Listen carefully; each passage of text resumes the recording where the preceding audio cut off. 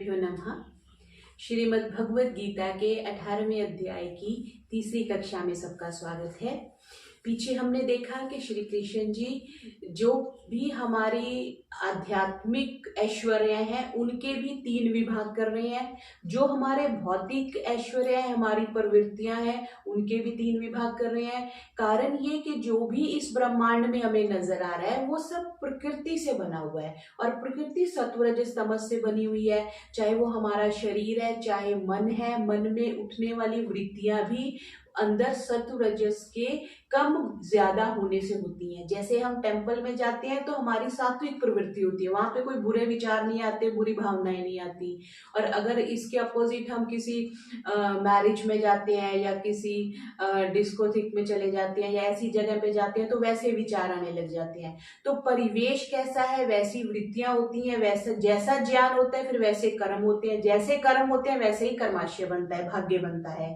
इसलिए प्रयास करना चाहिए हमें। श्री कृष्ण जी बार बार यही कह रहे हैं कि हम सात्विकता की तरफ बढ़े, चाहे वो ज्ञान है, चाहे वो कर्म है, चाहे वो तप है, चाहे वो आहार है, चाहे वो जीवन शैली है।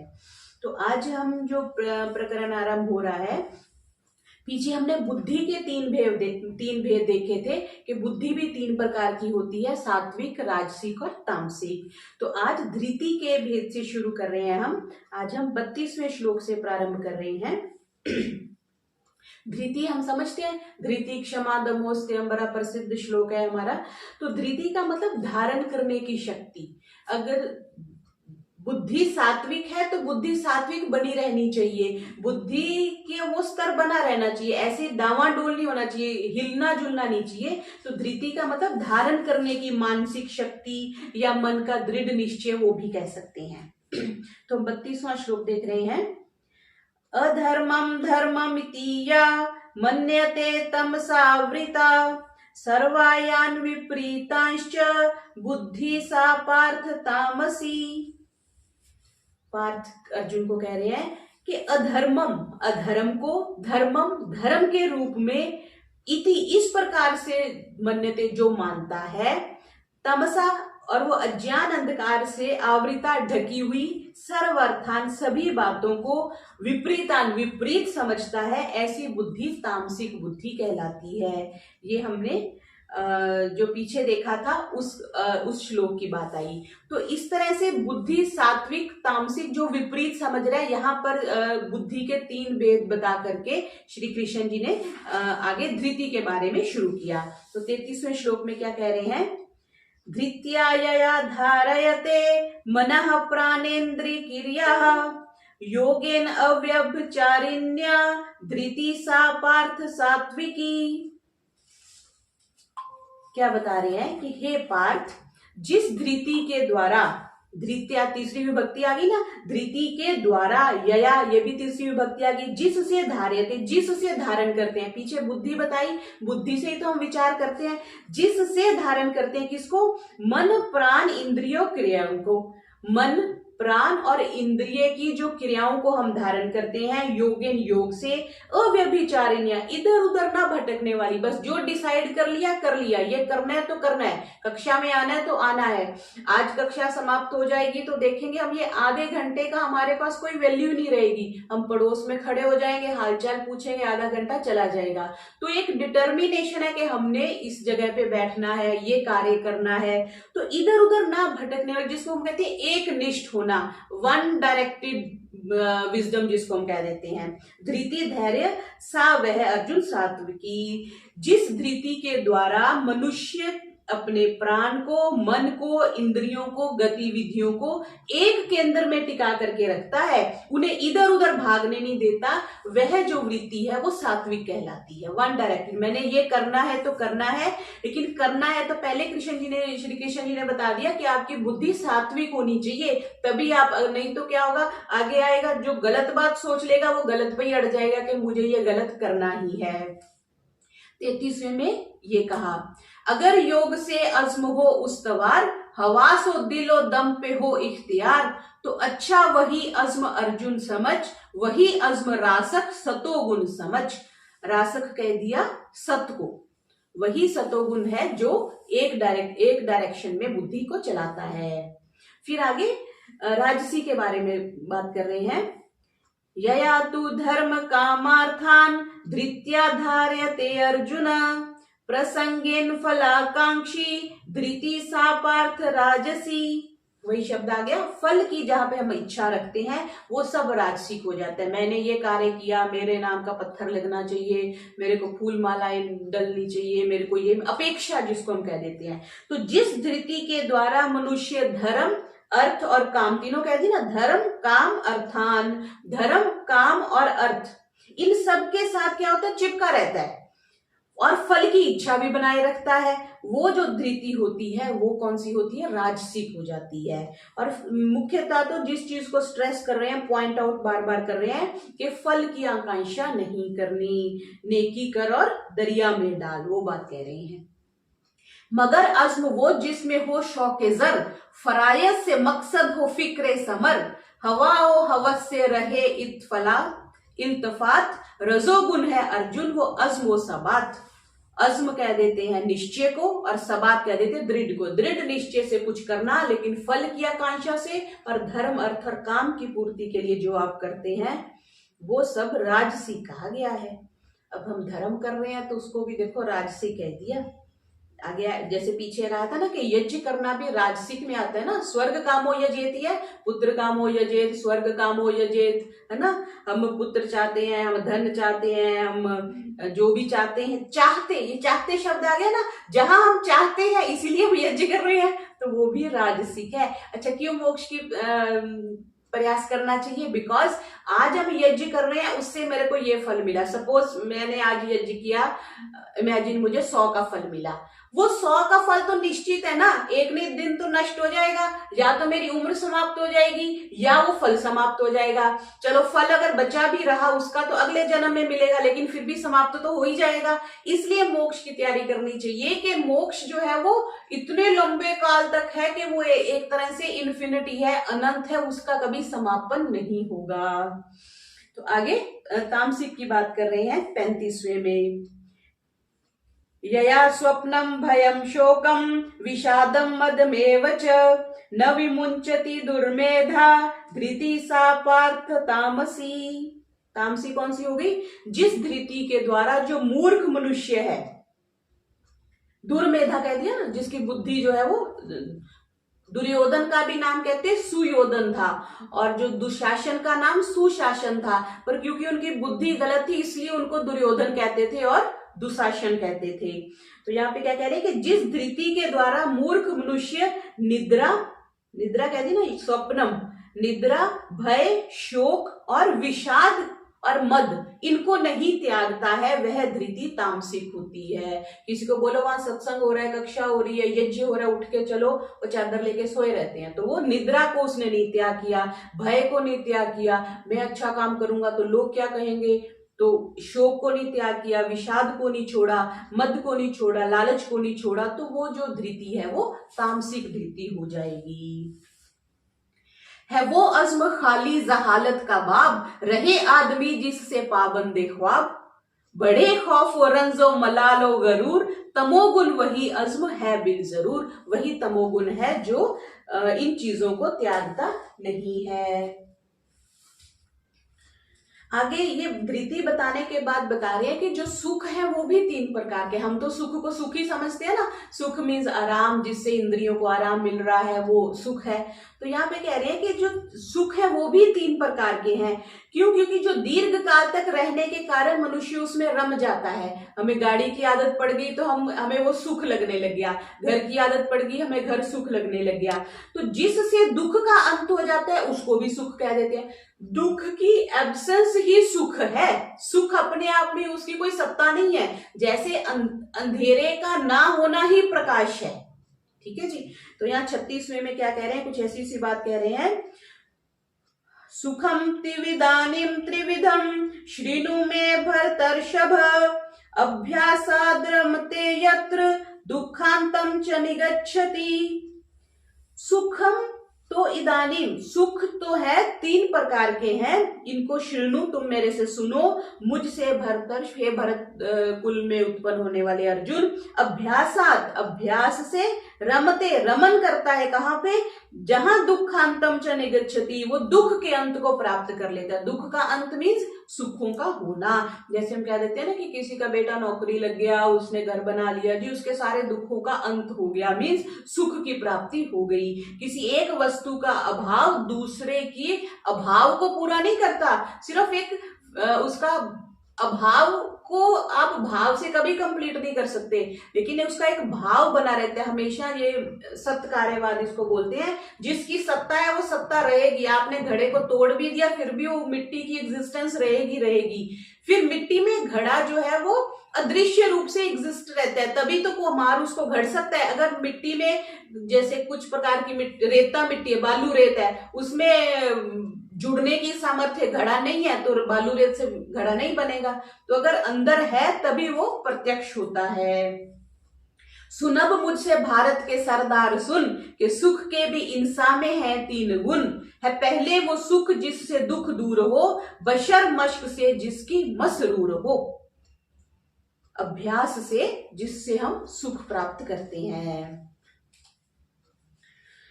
आगे क्या कह रहे हैं, यत्तदग्रे विषमिव परिणामे मृतोपमं, तत्सुखम सात्विकम प्रोक्तम आत्मबुद्धि प्रसादजम।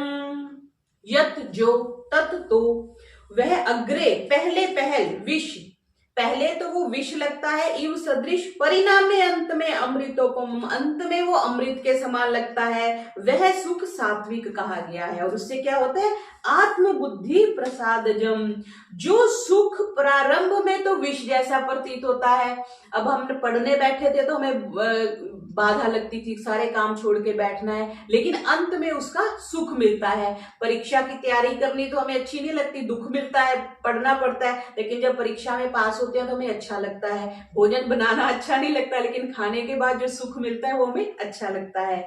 तो जो सुख प्रारंभ में तो विष जैसा प्रतीत होता है, लेकिन अंत में अमृत के समान लगता है, और आत्मनिष्ठ बुद्धि के प्रसाद से वो प्राप्त होता है, वह सात्विक सुख है। ऐसी परिभाषा श्री कृष्ण जी ने सात्विक सुख की कर दी। वो सुख जिससे हासिल हो दुख से निजात, वो पहले है जहर फिर आबे हयात, आबे हयात बोलते हैं अमृत को। वो सुख आत्मा के मिले ज्ञान से, सतोगुण वही सुख है पहचान ले। वही सतोगुण है जो बाद में अमृत के समान होता है, उसकी परिभाषा इन्होंने सात्विक कर दी। अब राजसिक के लिए अगले में कह रहे हैं, विषयेन्द्रिय संयोगात यद्दग्रे अमृतोपमं, परिणामे विषमिव तत्सुखम राजसं स्मृतम्। इतनी अच्छी बात, बिल्कुल उसके विपरीत कर दिया कि जो सुख विषय और इंद्रियों के संयोग से उत्पन्न होता है और शुरू में अमृत के समान है परंतु परिणाम विष के समान होता है, वह राजसिक सुख है। जैसे पहले तो रिश्वत ले ली, हमें अच्छा लगा, सैलरी तो हमारी 15,000 थी, 5,000 किसी ने रिश्वत दे दी, वो महीना बड़ा अच्छे से निकल गया, लेकिन महीने के अंत में हम बीमार हो गए और 10,000 डॉक्टर को देने पड़ गए। तो वो राजसिक सुख हुआ जो 1 महीने में हमने सहन किया, तो उसको राजसिक कह दिया। जो महसूस से मेल खाकर हवास, मुसर्रत की लज्जत से हो रुशनास, तो पहले वो अमृत है फिर जहर है, रजोगुण मुसर्रत की एक लहर है। वो तो लहर की तरह है, बस वो 1 महीना ही रजोगुण का सुख चला, फिर परेशानी आ गई। आगे तामसिक सुख, तामसिक जो सुख है उसकी परिभाषा कर रहे हैं, यदग्रे च अनुबंधे च सुखम मोहनात्मनः, निद्रालस्य परमोदत्थम तत्तामसमुदाहृतम। यदग्रे जो आगे मीन्स अनुबंधे, और अनुबंध मीन्स अंत में, सुख मोह में डालने वाला है, मोहनम आत्मना आत्मा का, निद्रा आलस्य प्रमादोत्थम, निद्रा आलस्य और प्रमाद से पैदा होता है, उसको तामस कहते हैं। तामस सुख की क्या परिभाषा कर दी, पहले तो विपरीत किया कि सुख प्रारंभ में और अंत में सुख नहीं, या सुख प्रारंभ में और अंत में है, ऐसा किया। अब क्या कह रहे हैं कि जो सुख प्रारंभ और अंत में आत्मा को मोह में फंसा देता है, सुख दोनों समय है, प्रारंभ में भी है और अंत में भी है, लेकिन वो आत्मा को मोह में फंसा देता है। जो सुख निद्रा, आलस्य और प्रमाद से उत्पन्न होता है वह सुख जो है वो तामसिक है। जैसे कल ही मुझे कोई बता रहा था कि कोई एक व्यक्ति है, वो सारा दिन बेड पे बैठ के टीवी देखते रहते हैं और एक पिक्चर को 6-6 बार वो देख लेते हैं, ऐसे ही मतलब उनकी सामर्थ्य है। तो वो सुख जो निद्रा, आलस्य और प्रमाद से उत्पन्न हो रहा है वो तामसिक सुख कहा जाएगा, जो कि हमें आलस्य की तरफ लेके जा रहा है। वो मदहोश इन साजिसाराम में, जो धोखा है आगाज और अंजाम में, बड़े सुस्ती और गफलत और ख्वाब से तमोगुण वो सुख है, समझ लीजिए वो तमोगुण सुख है। अब आगे श्री कृष्ण जी कह रहे हैं कि धरती पर कोई भी ऐसा व्यक्ति नहीं है जो इन 3 गुणों से मुक्त हो। उसकी परिभाषा के लिए 40वें श्लोक में क्या कह रहे हैं, न तदस्ति पृथ्व्यां वा दिवि देवेषु वा पुनः सत्वं प्रकृतिर्जय मुक्तम यदेभि स्यात्रिभि गुणैः।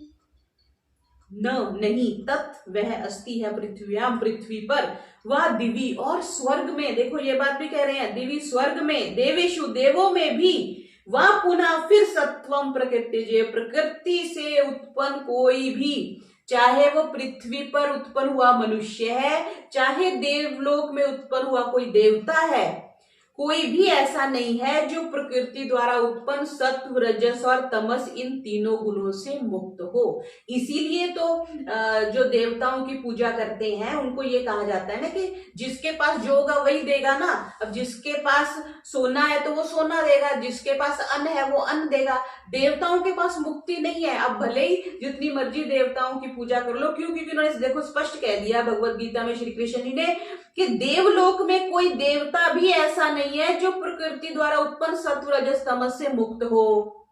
मतलब वो भी प्रकृति से बने हुए हैं, लेकिन वो सत्व के इतनी हाईएस्ट स्टेज पे है कि वो देवता हो गए और हम मनुष्य रह गए। तो वो मुक्ति नहीं दे सकते, क्योंकि मुक्ति उनके पास भी नहीं है। जो माया से पैदा हुए 3 गुण, कोई उनसे बाहर नहीं खूब सुन। जमी के जो बाशी हैं सब उनमें कैद, फलक पे जो है देवता उनके सैद। वो जो देवता है वो भी उनके अधीन है, किसके? तीनों गुणों के। इसलिए तीनों गुणों से ऊपर उठने के लिए श्री कृष्ण जी कह रही हैं। अब जो स्वभावजः कर्म हम करते हैं उसके बारे में आगे बात हो रही है। श्रीमद् भगवत गीता का मंतव्य यह है कि जो आत्मा है वो करता नहीं है। आत्मा तो निष्क्रिय है, ये हम उसमें भी पढ़ते हैं, न्याय दर्शन में भी आता है, आत्मा जो है वो निष्क्रिय है। प्रकृति करता है, बिकॉज प्रकृति में सत्व, रजस, तमस ये तीनों गुण काम करते हैं, और इसलिए सृष्टि का सारा जो चक्र है इन गुणों का ही परिणाम है। ठीक है जी। और मनुष्य क्या है? मनुष्य के मन में, उसके स्वभाव में यही गुण कार्य कर रहे हैं। तो कई इन गुणों की कमी है, कहीं इन गुणों की अधिकता के कारण कोई ब्राह्मण कुल में पैदा हो गया, कोई क्षत्रिय है, कोई वैश्य है, कोई शूद्र है। लेकिन प्रत्येक व्यक्ति का जो स्वभाव है वो कंपैरेटिवली अपना सात्विक, राजसिक और तामसिक गुण है। इसी भाव को लेकर के आगे 41वें श्लोक में श्री कृष्ण जी क्या बता रहे हैं? ब्राह्मण क्षत्रिय विषाम शूद्राणाम च परंतप कर्माणि प्रविभिक्तानि स्वभाव प्रभवै गुणः स्वभाव प्रभवै गुणः। ब्राह्मण क्षत्रिय विषाम, ब्राह्मण क्षत्रिय और वैश्यों का, शूद्राणाम और शूद्रों का, परंतप, परंतप अर्जुन के लिए कहते हैं, कर्माणि कर्म जो है, प्रविभिक्तानि उनके जो कर्म है वो डिवाइड कर दिए गए। ये क्षत्रियों का काम है, ये वैश्यों का है, ये शूद्रों का है, ये ब्राह्मणों का है।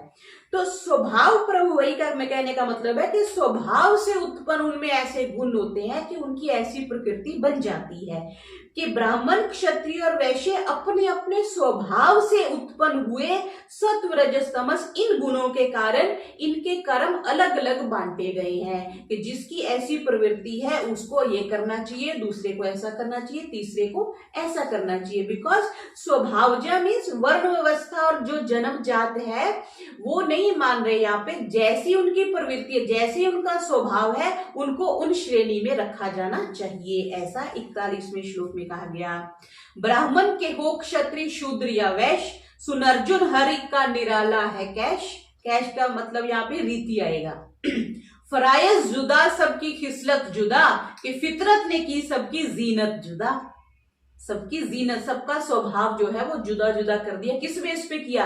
हम कहते हैं ना कि हमने डिवाइड कर दो, लंबे 5 फुट 5 इंच से जो बड़े हैं वो इधर हो जाए 5 फुट वाले, और 5 इंच के जो बीच के वो इधर हो जाए, 5 फुट से कम वाले इधर हो जाए। तो हमने एक क्राइटेरिया बना दिया ना डिवाइड करने का। ऐसे ही भगवान ने सत्व रजस तमस के अकॉर्डिंग स्वभाव बना दिए। जिनका ये स्वभाव है वो ब्राह्मण बन जाए, जिनका ये स्वभाव है वो क्षत्रिय बन जाए, ऐसे ही बाकी हो जाए।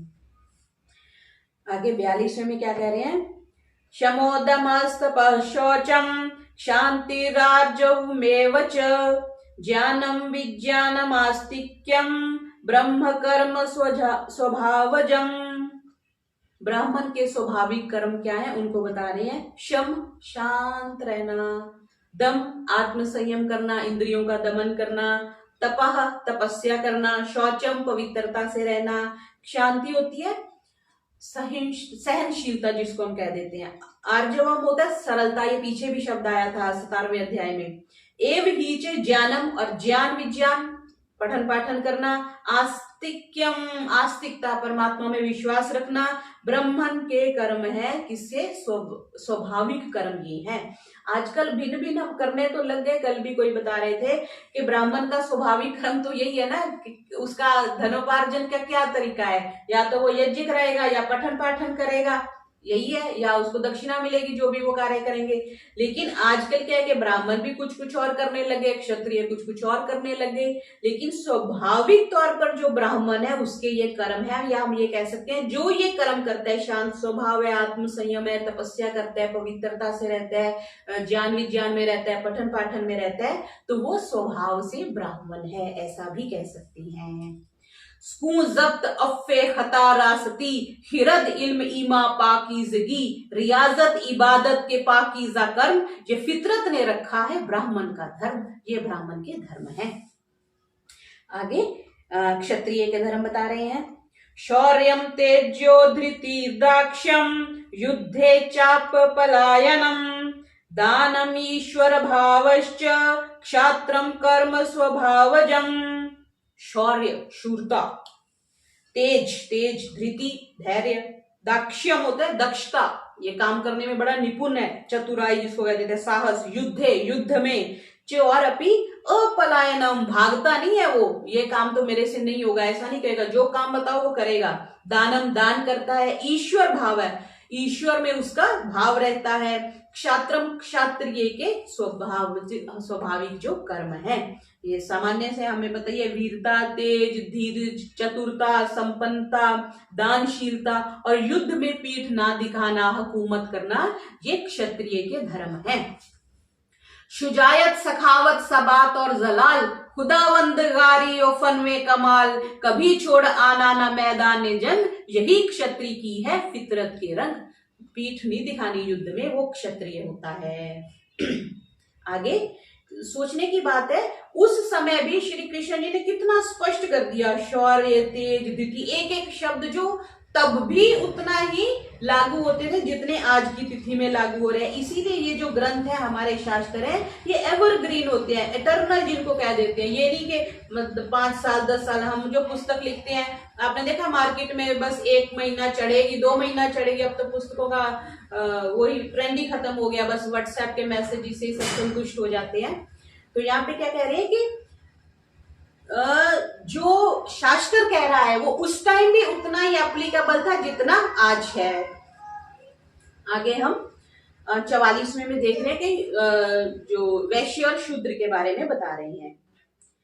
कृषि गोरक्ष वाणिज्यम वैश्य कर्म स्वभावजम परिचर्यात्मकम कर्म शूद्रस्यापि स्वभावजम। कृषि, गोरक्षा, वाणिज्यम, व्यापार करना, वैश्य कर्म, ये वैश्यों का कर्म है। स्वभावजम, स्वभाव से उत्पन्न है। और परिचर्या करना मतलब सेवा का कार्य करना जो कर्म है वो शूद्र का है, और ऐसा उन्होंने कंप्लीट कर दिया।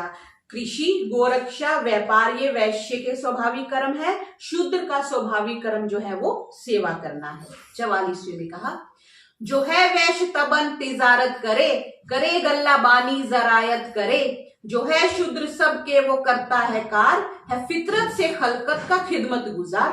खिदमत करना सेवा करने के लिए कहते हैं। आगे 45वें में कर रहे हैं, स्वे स्वे कर्मण्यभिर्तः संसिद्धि लभते नरः स्वकर्म निरतः सिद्धिम यथा विन्दतृष्णु। स्वकर्म निरतः सिद्धिम यथा विन्दति तच्छृणु। स्वे स्वे अपने अपने कर्म में, अभिरितः लगा हुआ, संसिद्धिम सिद्धि को, लभते प्राप्त करता है, नरः वह मनुष्य, स्वकर्म निरता मतलब अपने ही किस भावना से, अपने ही कार्य में जो लीन हुआ है, सिद्धिम सिद्धि को जिस प्रकार से विन्दति प्राप्त करता है उसको तू सुन। ऐसा 45वें में कह रहे हैं कि अपने अपने कर्म में जो व्यक्ति अपने स्वभाव के अनुसार लगा रहता है वह सिद्धि को प्राप्त कर लेता है। जो भी, अब पहले बता दिया स्वभाव से ये कर्म है, अब कह दिया जो अपने अपने कर्म में लगा रहता है वो सिद्धि को प्राप्त कर लेता है। फिर अपने कर्म में लगे रहने से मनुष्य सिद्धि को प्राप्त करता है। अगले श्लोक में इसको स्पष्ट करेंगे कि क्या कहना चाहते हैं कि अगर अपने अपने करो कारोबार तो हो जाओगे कामल अंजामकार। अगर फर्ज की अपने तामील हो तो सुन क्यों कर इंसान की तकमील हो। जो इंसान की तकमील होती है सिद्धि होना, प्राप्त होना, तो उसको वो कार्य जो है वो सिद्ध हो जाएगा। इसमें ऐसा भी हम समझ सकते हैं कि जो कर्म किसी के लिए निर्धारित कर दिए गया, कोई भी कर्म ऊंचा नीचा नहीं है, और उसको सही ढंग से अगर हम करते हैं तो हम उसमें सिद्ध हो जाते हैं। जैसे जो कारपेंटर है वो 15 साल से कारपेंटरी कर रहा है तो वो अपने कार्य में सिद्ध है, जो हलवाई का कार्य कर रहा है वो अपने काम में सिद्ध हो गया। तो यहाँ पे ये कहना चाहते हैं कि जो जो अपने कार्य में लगे रहते हो तो वो सिद्धि को प्राप्त कर लेते हैं। 45 हो गया। और 46 में क्या कह रहे हैं, यतः प्रवृत्तिर्भूतानां येन सर्वमिदं ततं स्वकर्मणा तं भयर्चय सिद्धिं विन्दति मानवः।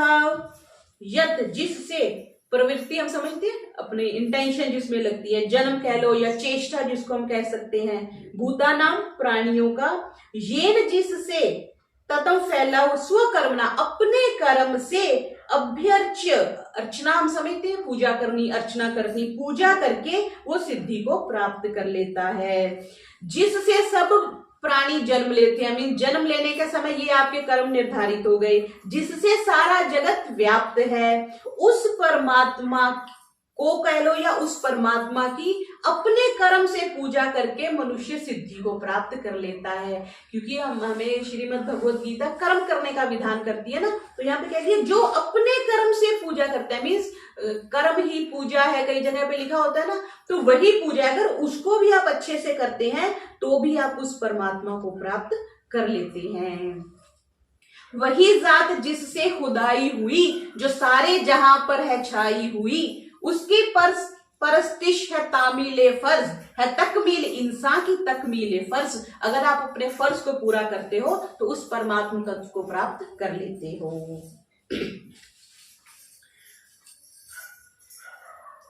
आगे 47 उसी से संबंधित चल रहा है। श्रेयान स्वधर्मो विगुणः परधर्मात् स्व अनुष्ठितात् स्वभाव नियतम कर्म कुर्वन्नाप्नोति किल्बिषम्। श्रेयान श्रेष्ठ है, बहुत अच्छा श्लोक है।